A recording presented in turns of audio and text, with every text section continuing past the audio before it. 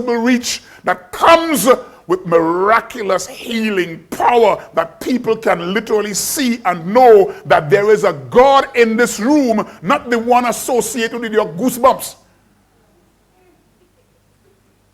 But there is a real God present. That's the stuff we want. Because the world that we have to convince, the world that we have to confront, most of them won't be convinced by a nice conversation anymore.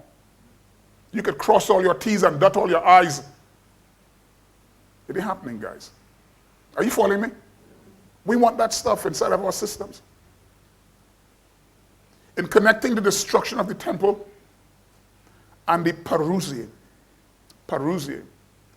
the disciples are describing a new dimension of grandeur, royalty, governmental authority, divine power, divine presence, spiritual proximity, being ushered into the Ekklesia from now until his ultimate return, now that the obstacle of an outdated religious model is removed. This should be our normal. What will be the sign of your parousia?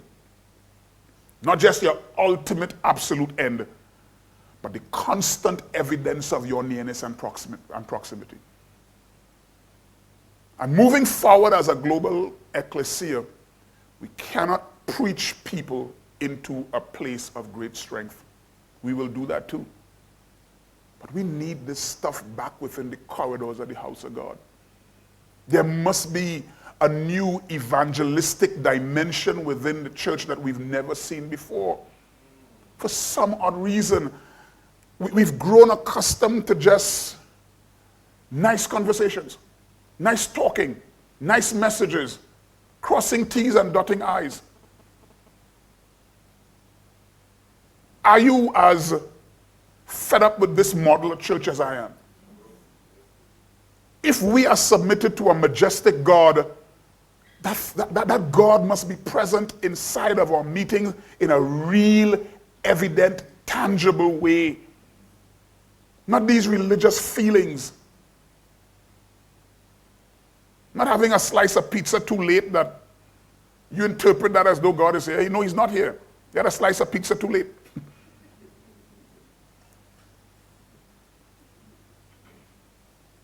Sign of your coming. Do you understand that word?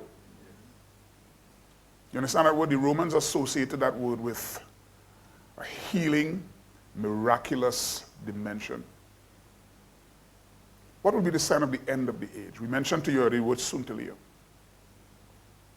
The end of the age basically is associated with four things. One, the termination of mortality. Two, the absolute destruction of the Roman system and its savage imposition on the people of God. Breaking Babylonian strongholds, because in those days the Romans were still basically standing as a watchdog over Israel. And so when these disciples spoke of the end of the age, they are speaking in all kinds of different terms. One is the literal termination of mortality. Two is the absolute destruction of this Roman imposition. That all of our actions are being done under the watchful eye of this enemy component. What does he mean when he talks about the end of the age? He means he's speaking of the absolute demolition of Jewish religious systems. The absolute demolition of antiquated Jewish religious systems, which absolutely happened in 70 AD. What is he talking about when he says, when will these things happen and what will be the sign of the end of the age? He's also speaking literally about the ultimate collapse of world systems. Now take that in mind. When will these things happen and what will be the sign of the end of the age? Four issues. Termination of mortality. The absolute destruction of a Roman system and a savage imposition over the people of God. The demolition of an antiquated Jewish religious system, which literally happened in 70 AD. And what will be the full and absolute collapse of worldly systems. Now, in us describing Ekklesia, we are not describing an upgraded model of church. We are describing the radical movement towards the realization of these realities. We are describing the removal of an antiquated model that is slowing down the purpose of God in the earth, that is shutting down the miraculous moving of God in the earth, that is an impediment and a resistance and an obstacle to the majestic, grand kingdom expression of God within the corridors of the righteous. We're describing the emergence of brand new miraculous power that must be consistently demonstrated from now until his ultimate return.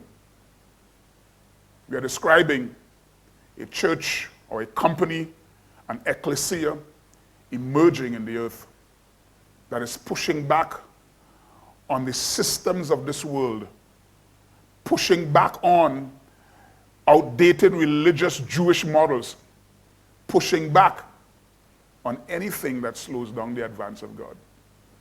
We don't subscribe to the antiquated Jewish model. We are not running to Jerusalem every year, because that's not the model. It's unfortunate that every single bunch of people running to Jerusalem, and it is the only place in the Bible where it says he is not here. You know, we are in a really radical time. We are in a very, very, very transformative era. It's a time of overwhelming revolution. And in describing the shift from outdated religious models to a system that gives greater access to kingdom dynamics. And these are the things we're going to get back into tomorrow morning. To get this level of regal power standing strong within access, it's accessible, it is near, it is proximate. For us to enter into that reality, there must be the absolute destruction of that which appears impregnable. It is not as impregnable as you may think. Jesus is walking away. I encourage you to do the same. It is not within his purview. I'll encourage you to hold to the same position. There's no commitment to that order. Remember, it is not a part of the ultimate architecture. The New Jerusalem has no temples there. And more often than not, that temple really is almost like in the days of Nehemiah, the temple was a model of hypocrisy.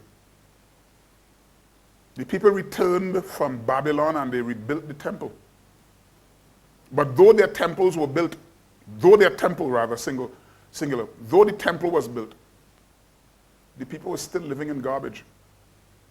You in the book of Nehemiah, you'd realize that the temple was literally constructed. And these people were engaged in all of the rituals associated with the temple. But though they went to the temple, the walls were still broken down and the gates were burnt with fire. They went to the temple on the Sabbath and they walked through the garbage to go back at home. And the reality is this: whatever they were doing in the temple was not impacting on their daily existence. It was a system of hypocrisy and dualism. We are walking away from that. Walking away from that. Amen? My time is up. I've been given a sign. I have now 0 minutes remaining. And on that note, listen, people, we've had a very, very, very good day.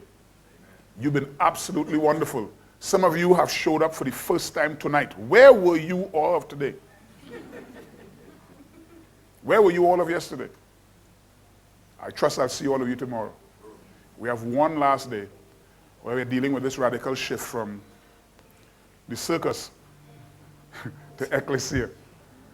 We'll pick up on this conversation tomorrow. God bless you guys. God bless you. Amen.